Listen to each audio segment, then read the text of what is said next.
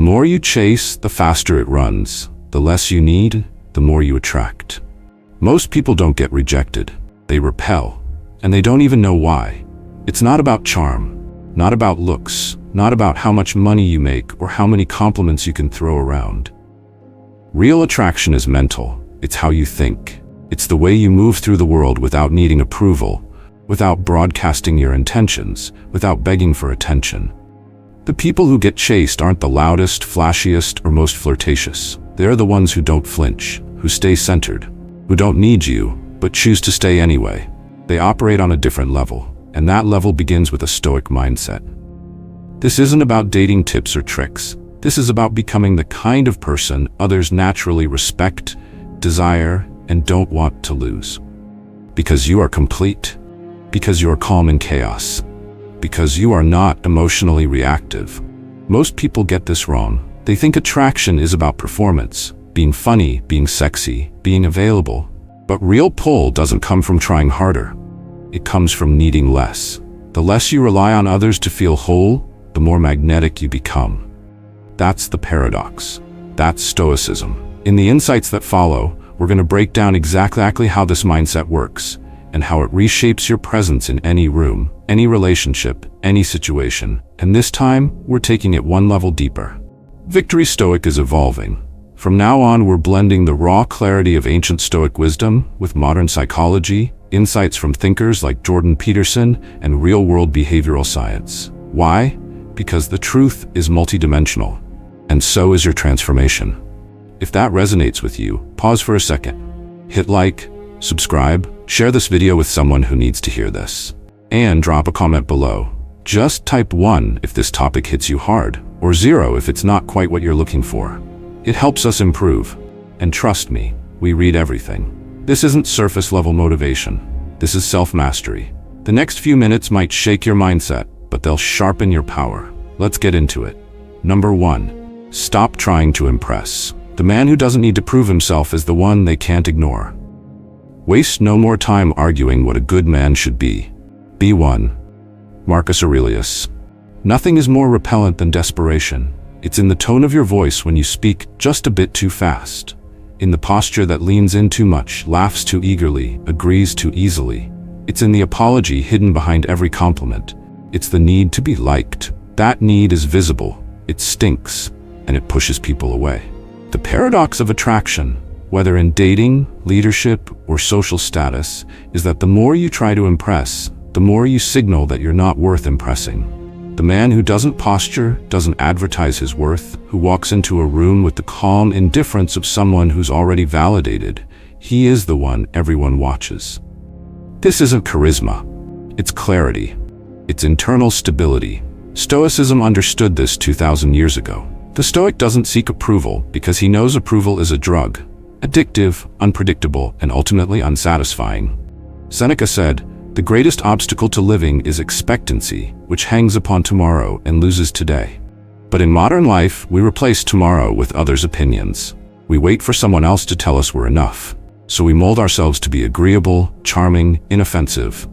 And then we wonder why we feel hollow, unseen, ignored. Jordan Peterson frames this self-erasure as a fundamental betrayal of one's potential. If you tell yourself lies or fail to act when you know you should, you weaken your character.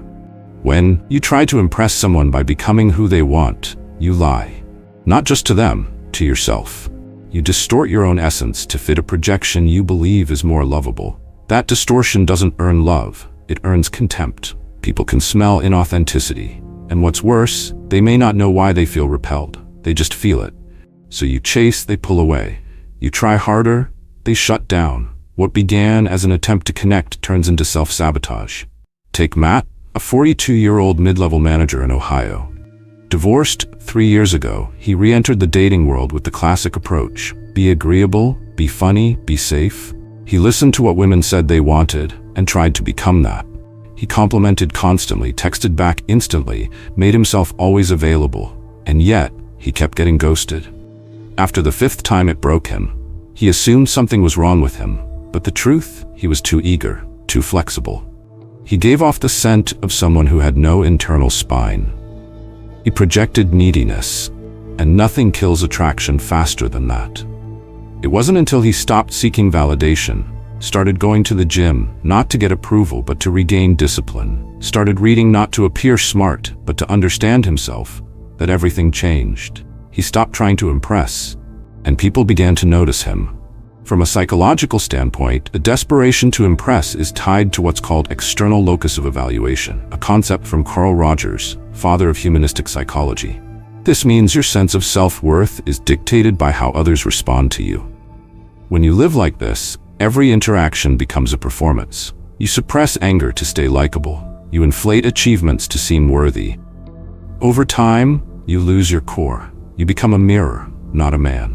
Compare that with someone who lives from an internal locus. He evaluates himself based on values, not applause. That man is free. He walks into a room and doesn't bend. He speaks when he has something to say. His presence has gravity. Why? Because he's centered. Peterson puts it another way. Stand up straight with your shoulders back. It's not about posture, it's about metaphysical authority. When you occupy your own space without apology, the world adjusts to you. You don't signal need, you radiate sufficiency. And that creates the psychological frame Peterson calls competence dominance. Not dominance by force, but by self-mastery. You're not trying to win anyone, you're showing that you've already won yourself. There's deep biology here too. Studies on status signals in both human and primate social dynamics reveal that nonverbal displays of dominance or calm detachment increase perceived attractiveness and authority. A man who doesn't chase approval triggers subconscious cues of high value. Why? Because humans, like all social animals, are wired to follow those who appear not to need the group. Neediness signals low survival capacity. Independence signals strength. So what can you actually do to shift this dynamic in yourself? Here's a brutally simple exercise. Don't offer unnecessary explanations for 1 week. If you're late, say, "Thank you for waiting," instead of "Sorry I'm late, traffic was terrible, I had this thing, then that thing." Just stop. Let silence carry weight. Speak less. Pause before answering. Practice not just saying no, but saying it without guilt. The goal isn't to be rude, it's to stop leaking self-doubt into every sentence. Notice when you feel the urge to overshare, to soften your opinion, to get a laugh. Then resist. That moment of restraint is where your spine grows. Also, remove the phrase, "I just want to say," from your speech. You don't just want anything. Speak like you mean it. Stop asking for permission to exist. This is not arrogance. This is groundedness. The Stoic man doesn't think less of others. He simply thinks less about what they think of him. He doesn't enter a room wondering, "Will they like me?" He enters asking, "Will I respect myself when I leave?" In a world full of noise, posturing, and pretense, the man who walks in without a mask is unforgettable. And that man isn't trying to impress you. He doesn't need to. Number 2, the calm man is the deepest ocean. Why emotional control makes you magnetic. She slammed the door. Hard. Not because it helped anything, but because that's what she expected would break him. Finally. The accusations had flown, the tones had sharpened, the emotional storm reached its peak. She wanted him to react, to yell back, to chase her, to prove her worth through his chaos. But he didn't. He stood still, said nothing. His breathing didn't change. His face, calm, like a lake untouched by wind. And in that silence, something cracked, not in him but in her. That is the man who wins. Not because he dominates, but because he doesn't break. In today's world, most people walk around like open wires, raw, exposed, waiting for a spark. A rude comment, a delayed text, a disagreement, and they explode. Or they melt. Emotional volatility isn't seen as strength, it's weakness. It signals instability. It screams, "I am not safe to be around." No matter how attractive, successful, or charming you are, if people feel like they have to tiptoe around your moods, they will eventually walk away. Every time. Anger, if not restrained, is frequently more hurtful to us than the injury that provokes it. That was Seneca, a Stoic master of emotional discipline. In the Stoic tradition, the man who cannot control himself is not free. He is ruled by impulse, by reaction, by others. His emotions become his chains, but the one who governs his inner world becomes ungovernable by the outer one. Let's talk about Mike, a 38-year-old high school basketball coach from Arizona. Passionate, fiery, and great with his team until game day. One bad call from the ref, one missed layup, and he'd erupt, fist slamming chairs, yelling at players, even getting into shouting matches with parents. At first, people called it drive, but over time, it was just exhausting. His team stopped listening. His assistant coach quit. His girlfriend, gone. Why? Because being around someone who can't regulate their own temperature is like living next to a volcano. You never know when it's going to blow. And people don't want to live like that. Contrast that with Jason, 44, a firefighter in Boston. In chaos, he slows down.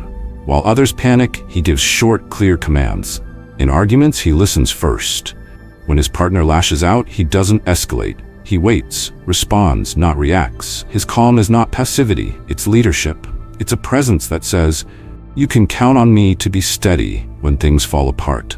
That kind of presence? Irresistible.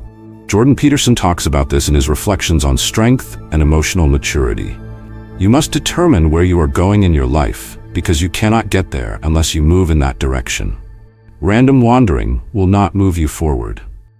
Emotional control is not just about being nice or chill. It's about knowing where your energy belongs and where it doesn't. Every time you explode in anger, spiral in sadness, or drown in anxiety over something someone else said, you're veering off course. You're giving away power. Power to people who don't deserve it. Peterson often emphasizes this with his advice. Do not allow yourself to become arrogant or resentful. Both of those traits stem from emotional weakness, feeling slighted by the world, needing to prove yourself, or retaliate against perceived slights. The man who doesn't need to do any of that, he has already won the battle others are still fighting in their heads. There's science behind this too. Studies in effective neuroscience show that people with greater emotional regulation, measured through cognitive reappraisal techniques, are rated more trustworthy, competent, and attractive across various social contexts. Why? Because emotional control signals long-term safety, and safety is the foundation of deep human bonds. Let's break the metaphor open. Imagine you're standing in front of a vast mountain lake. No ripples, no waves, just a perfect reflection of the sky. That's the emotionally stable man. His calm surface doesn't mean there's no depth. In fact, it means more depth, because you don't know what lies beneath, but you trust it won't erupt. People are drawn to the stillness, even if they can't explain why. It's gravity. They orbit it, because in a world full of emotional noise, stillness is power. And here's the key. Emotional control isn't about suppression. It's about regulation. It's not pushing your anger into a box and pretending it doesn't exist. It's knowing it's there and not letting it drive the car. Want something practical? Try this. The 90-second rule. The next time you feel triggered, rage, fear, shame, do absolutely nothing for 90 seconds. Set a timer if you have to. Don't speak. Don't react. Just sit with it. Let it move through your body. Most emotional surges dissipate within 90 seconds. If you can outlast the wave, you win. Do this daily, and your nervous system begins to rewire. Your baseline shifts from chaos to control. Another tip, label the feeling. Neuroscientist Matthew Lieberman showed that simply naming an emotion, "I'm feeling frustrated," reduces amygdala activity and increases prefrontal control. In other words, language gives you leverage. Call it out to calm it down. The man who can stay grounded under emotional fire earns more than attention. He earns respect. Because emotional stability is rare. It's not flashy, it's not loud, but it's unforgettable. Marcus Aurelius said, "You have power over your mind, not outside events." Realize this, and you will find strength. That's the Stoic blueprint. Strength through stillness. Influence through indifference to chaos. And if you've made it this far, comment 2 below. Let us know you're still watching. Let us know this hits. Because if you can learn to control your emotional weather, you become the calm in everyone else's storm. And no one forgets the calm man. Number 3. The one who doesn't need love is the one they can't stop loving. Long ago, in a land where gods still whispered to men, there lived a blacksmith named Kale. He was not the strongest. He was not the richest. His forge was small, tucked behind the market where the crowds rarely looked twice. He spoke little, smiled even less. He had no song sung in his name, no shining armor, no interest in applause. But when he walked through the village, people parted. Not out of fear, but out of something harder to explain. A quiet force, a self-contained fire. Women noticed him, not because he tried to be noticed, In fact, he never looked long enough to let them know he saw them.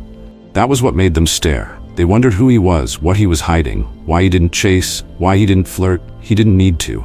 Cale didn't chase love. He chased mastery of his work, his mind, his soul.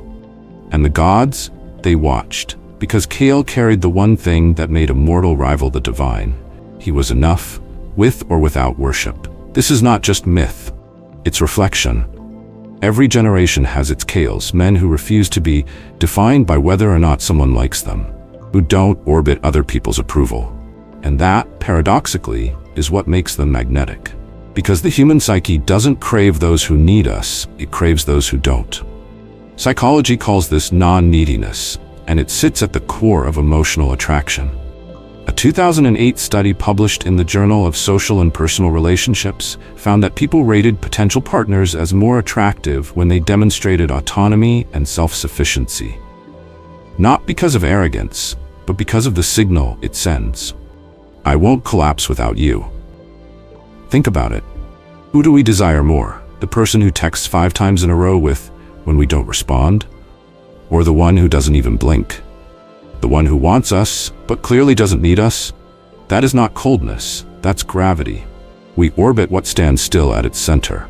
Peterson understands this deeply. In his book 12 Rules for Life, he writes, "You cannot be friends with someone who is trying to be friends with you. It's parasitic. Friendship and love demand voluntary association, not obligation." What he means is simple.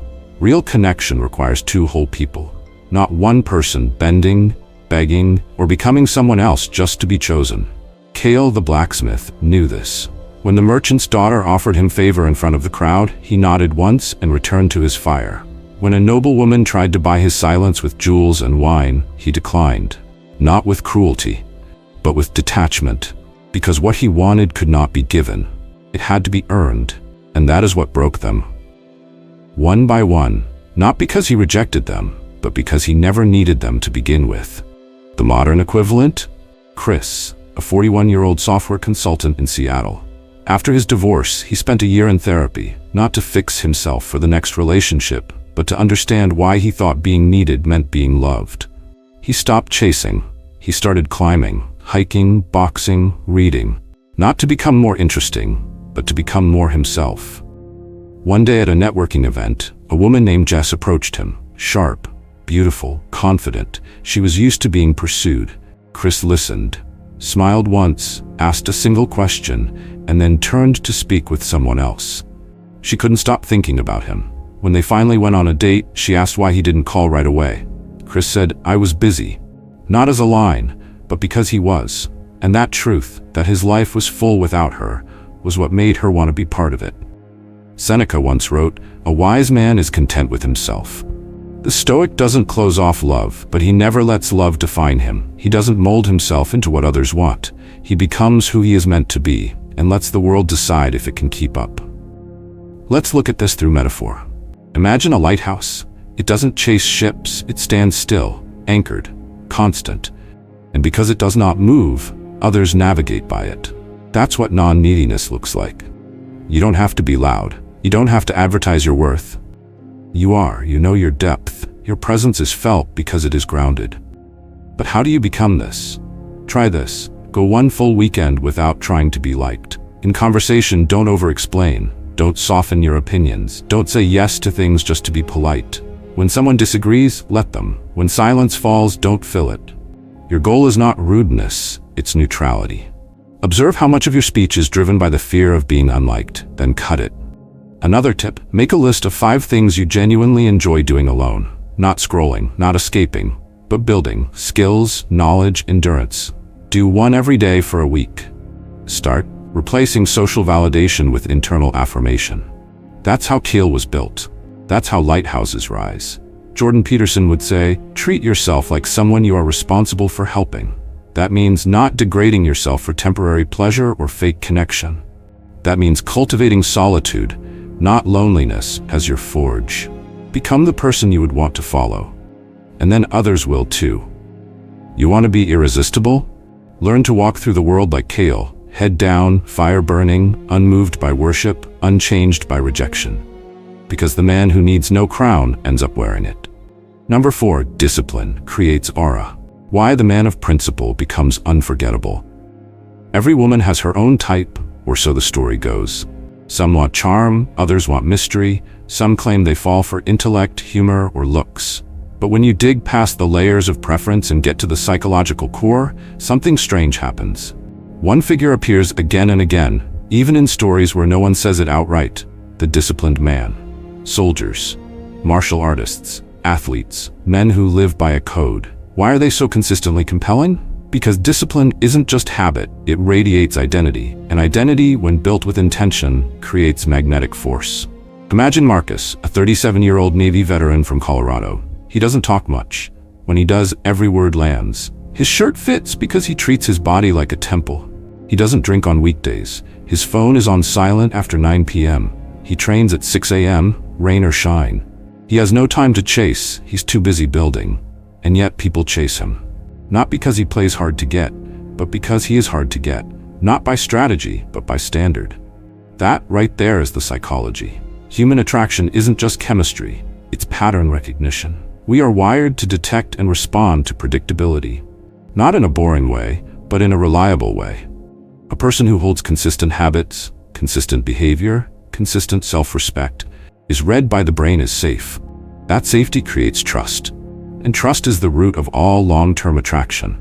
Jordan Peterson calls this voluntary responsibility, the act of choosing to bear a load and sticking to it. He argues, discipline is the precondition for meaning. You will not find deep, durable purpose without structure.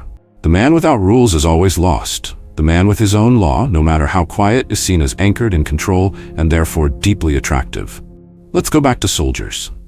Why do so many people, across cultures and backgrounds, romanticize the military man? Because he represents order in a chaotic world. Uniform pressed, bed made, boots polished, weapons clean. Yes, sir. No, sir. These aren't superficial habits. They're signals. Each one says, I take life seriously. I won't collapse under pressure. I don't run from discomfort. In a world of soft promises and broken attention spans, that kind of structure glows like fire in the dark. Psychology supports this. Research from Personality and Social Psychology Bulletin shows that individuals with high levels of self-regulation, measured through routines, impulse control, and goal persistence, are rated as more attractive in long-term mating scenarios. In plain terms, discipline signals value. If you can control yourself, others assume you can handle responsibility. If you can handle responsibility, you're trusted. And trust, it's the bedrock of lasting desire. There's also mirror neurons at play. When people see someone with a tight, principled life, they start to imagine what their own life would feel like in that orbit. If he eats like that, maybe he won't tolerate my chaos. If he wakes up that early, maybe I'll stop snoozing my life away. His very existence becomes an invitation to level up. Here's a story. Tasha, a 33-year-old single mom in Atlanta, dated all kinds of men. The funny ones, the wealthy ones, the wild ones. Nothing stuck. Then she met Aaron, a former Marine turned gym owner. On their first date, he showed up 5 minutes early. He'd already eaten. He doesn't eat after 7 p.m. He asked real questions. He didn't check his phone once. At the end, he thanked her for her time and left. No games, no overreach, no apology for being structured. She told her friends he didn't feel like a date. He felt like a standard. 3 months later, she rearranged her life to match his tempo. This isn't about controlling others, it's about controlling yourself so completely that others either rise to meet your rhythm or fall away without you ever pushing. That's power. And it's built, day by day, in silence. Marcus Aurelius wrote, "At dawn, when you have trouble getting out of bed, tell yourself, I am rising to do the work of a human being." Discipline, to the Stoic, is not punishment. It's alignment. The disciplined man doesn't live in restriction, he lives in freedom from impulse. He doesn't wonder what to do each day. His life has already decided for him, and that decision gives him a kind of stillness that looks to others like strength. Let's stretch the metaphor. Discipline is the scent of steel. You don't always see it, but you feel it. In the way he walks, not rushed, not dragging. In the way he eats, not shoveling, not picking. In the way he says no to a second drink, a late-night text, a weak excuse. It's not loud, it's not dramatic, it's forged. And everyone around him knows this is not someone who breaks easily. You want to develop that? Start here, one habit no matter what, for 30 days. Pick a time to wake up, pick a workout, a reading goal, a meal plan. Doesn't matter what it is. But once you pick it, you do not miss. Not once. Not when you're tired, not when you're hungover, not when you don't feel like it. Discipline doesn't care how you feel. It only listens to action. And after 30 days, you will not just look different, you will feel different. Others will feel it too. Another tip, make your standards visible, not with words, but with behavior. People shouldn't have to guess what you allow, they should feel it. If someone flakes on a meeting, don't chase. If someone tempts you off your path, don't argue. Just stay still. The man with discipline never justifies. He lives his law. Peterson says it best, you're not everything you could be and you know it. That's not shame, that's invitation. Discipline is how you close that gap, slowly, repetitively, relentlessly, and as you do, you emit a kind of gravity, not the gravity of effort, the gravity of presence. That presence makes people feel safer, seen, inspired, desired. The discipline don't have to convince anyone, they just are, and that is what makes them unforgettable. Number 5, silence is a weapon. Those who speak less are heard more. There is a reason why in every ancient tale the wisest figure is never the loudest. He sits at the edge of the room, watching. He speaks only when the noise dies down, and when he speaks the whole room leans in. The modern world is allergic to silence. Everyone wants to be heard instantly and constantly. Social media has turned conversation into competition. Who can be the loudest, the fastest, the funniest? But in that race for attention, something gets lost. Impact. Words are everywhere. Meaning is rare. That's why the person who speaks less, but with weight, stands out like a whisper in a storm. Stoicism values silence not as absence, but as power under control. Epictetus, once a slave, who rose to become a Stoic teacher, said, "We have 2 ears and 1 mouth, so that we can listen twice as much as we speak." Not just to appear polite, but to understand, to measure, to calculate. The Stoic does not speak to fill space, he speaks to move it. Nervous people overtalk, insecure people over-explain. But the man who knows himself, who trusts his value, does not need to prove it with volume. His silence signals restraint, his words carry edges, because they are chosen, like a knife sharpened, not swung. Take Robert, a 46-year-old litigator in Chicago. In court, he doesn't object unnecessarily, he watches. Lets the opposing lawyer ramble, bluff, stretch. Then with one phrase, delivered slowly, low and cold, he disarms the whole room. Objection, irrelevant. Silence. The judge looks up, the jury shifts, it lands. Because he didn't talk to sound smart, he talked because it was time. Contrast that with Donnie, a startup founder who talks through every meeting, fills every pause, tries to dominate with constant speech. People tune him out. His team respects his ideas, but dreads the meetings. He speaks in paragraphs, rarely asks, rarely listens. Over time, his voice becomes background noise. It's not his ideas that lose value, it's the overexposure of them. In psychology, this is called habituation, when constant stimulus causes the brain to stop reacting. The more you talk, the less people hear. There's a reason women are drawn to quiet confidence, because silence makes room for tension, curiosity, respect. When someone doesn't fill silence, you wonder what they're thinking. You project, you lean in. It's an old biological signal. He's not seeking approval. He's choosing presence. And that makes him a puzzle, not a pitch. Jordan Peterson frames this dynamic as an issue of social calibration. In his lectures, he explains that those who speak less tend to be better positioned in social hierarchies, not because they dominate, but because they modulate. You learn to say what you mean carefully, and you learn that the best way to be taken seriously is not to talk all the time, but to make your speech dense with intent. Every word is loaded, and people respect that, because it respects them. You're not wasting their time. Silence also protects you. It gives you time to analyze, to detach.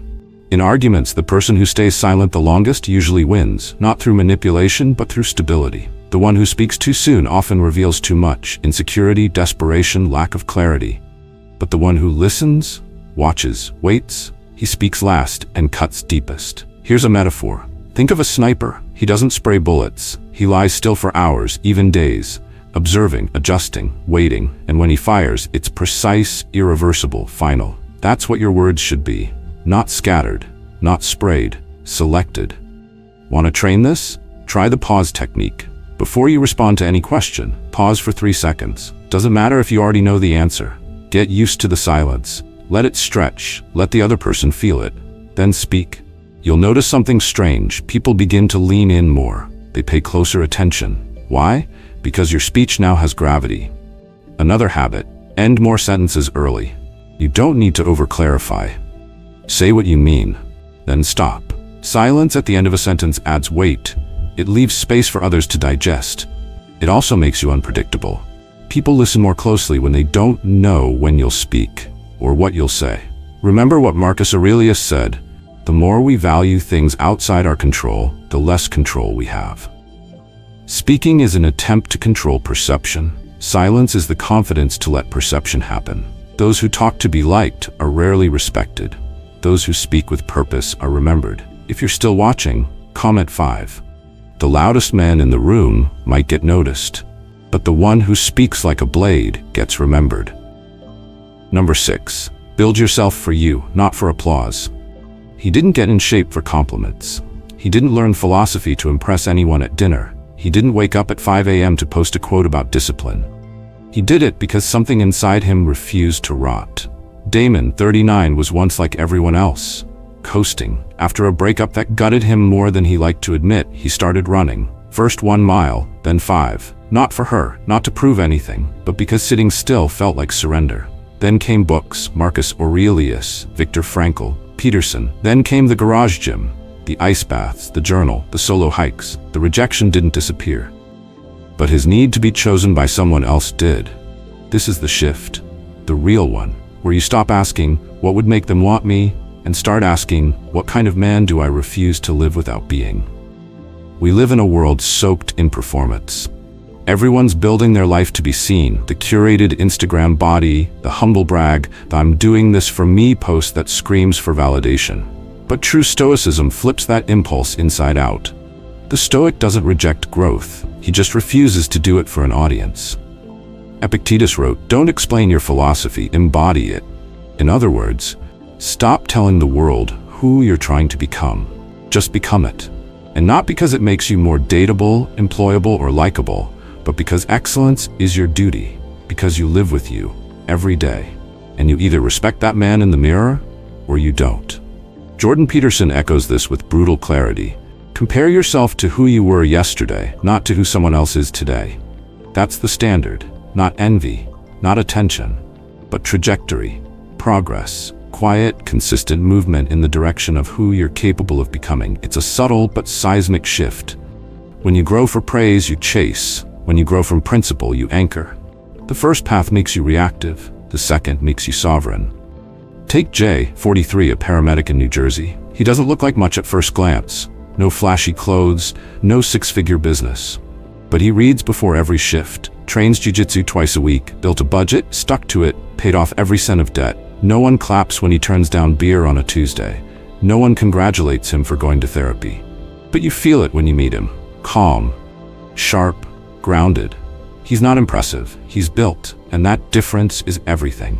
There's deep psychology here. Self-determination theory, one of the most well-respected frameworks in motivation science, shows that intrinsic motivation, doing something because it aligns with your values, leads to deeper satisfaction, longer commitment, and stronger self-concept.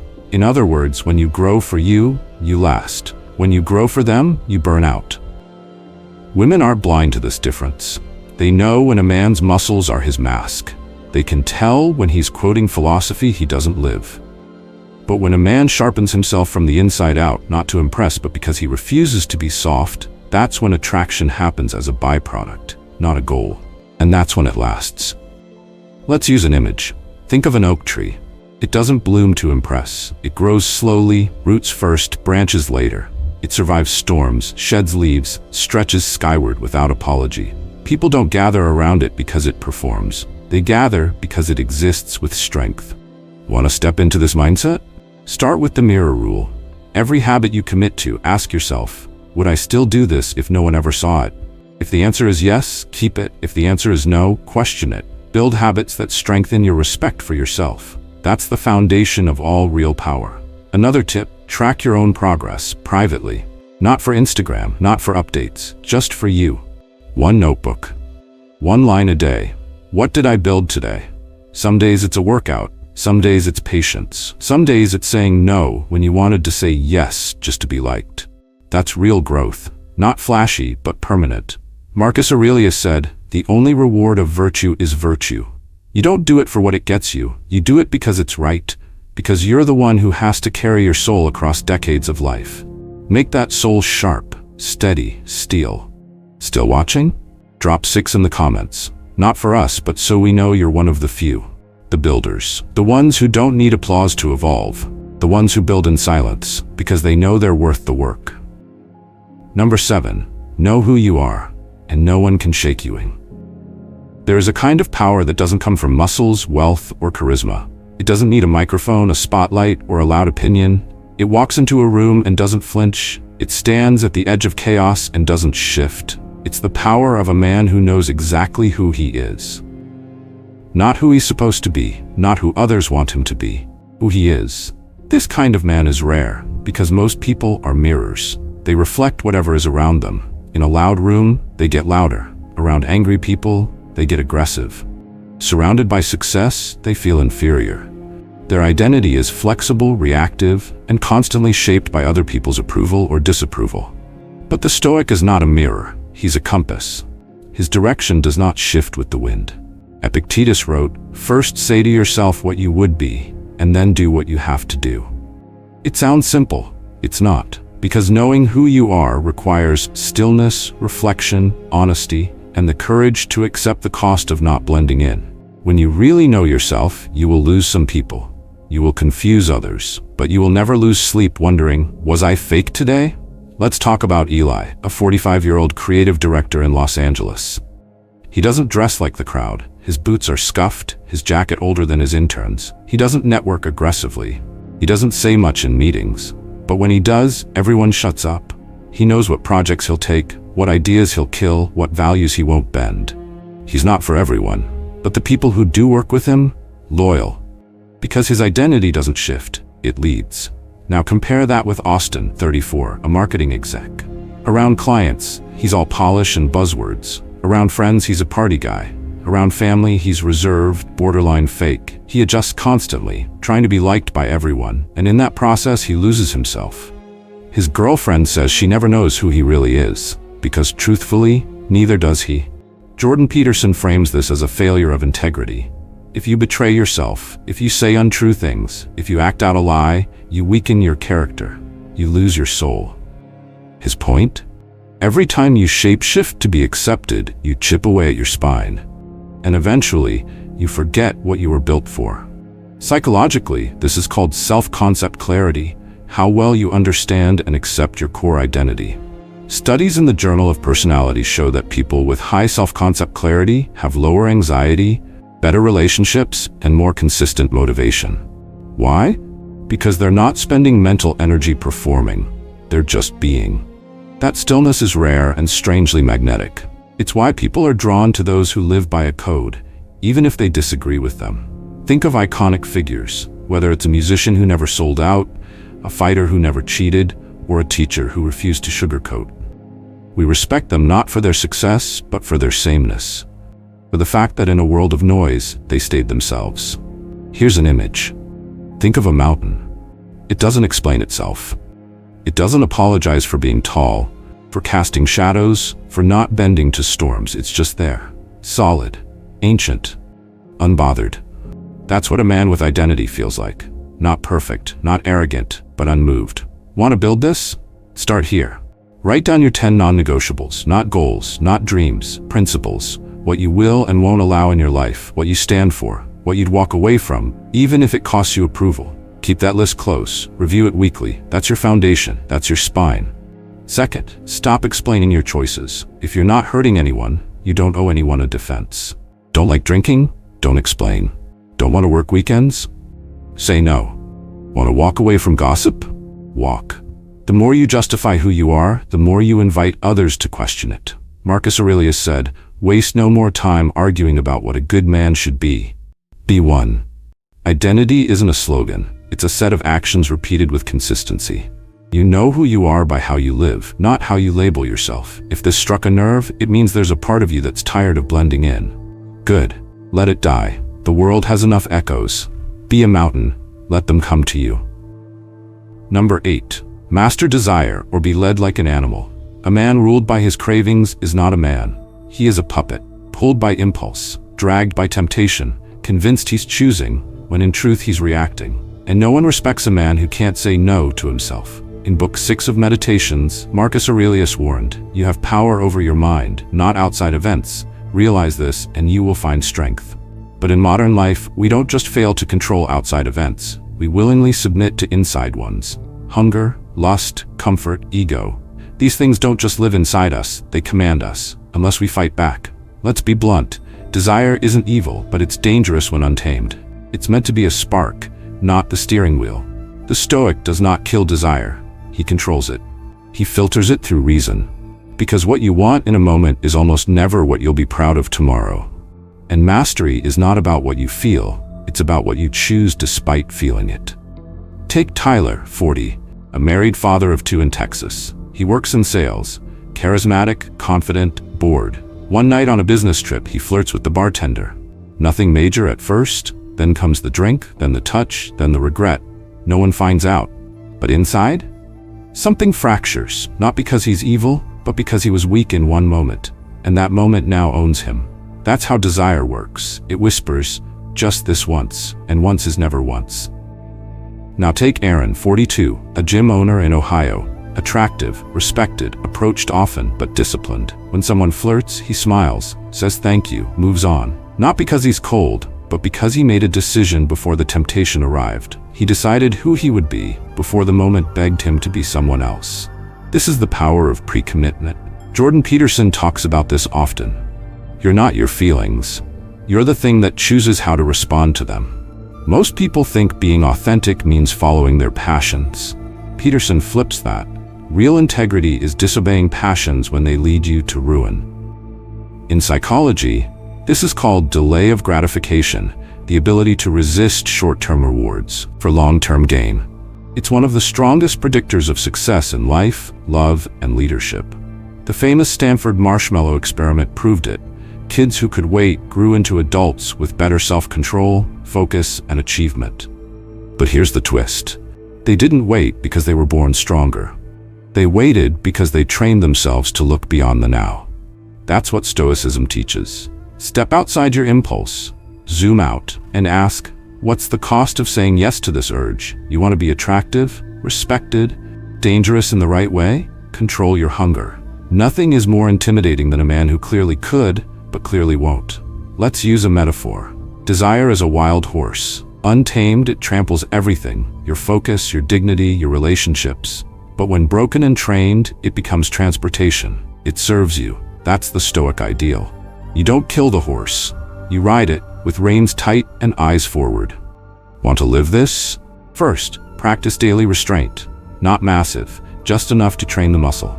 Crave sugar? Skip dessert. Want to scroll? Lock your phone. Want to speak? Stay silent for 10 more seconds. These micro-refusals are how giants are made.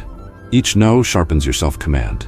Second, make vows, not hopes. Don't hope to resist temptation. Decide in advance what's beneath you, what lines you don't cross. Then write them. Speak them. Repeat them. When you get clear, temptation gets weaker. Confusion feeds craving. Clarity starves it. Marcus Aurelius again, just that you do the right thing. The rest doesn't matter.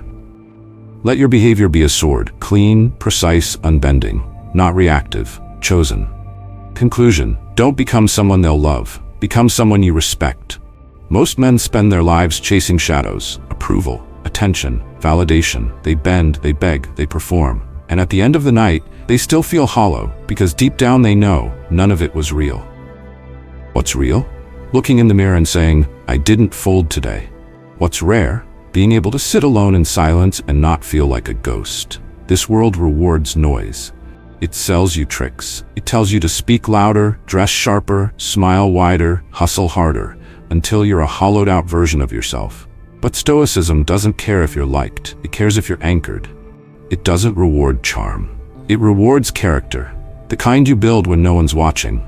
The kind that doesn't change depending on the room you walk into. Because here's the truth. When you master your emotions, your time, your cravings, your identity, you no longer chase. You attract. Not through manipulation, not through effort, but through presence. People can feel when a man is built, when he's forged, when he knows exactly who he is and what he will never tolerate. So no, this isn't a seduction strategy.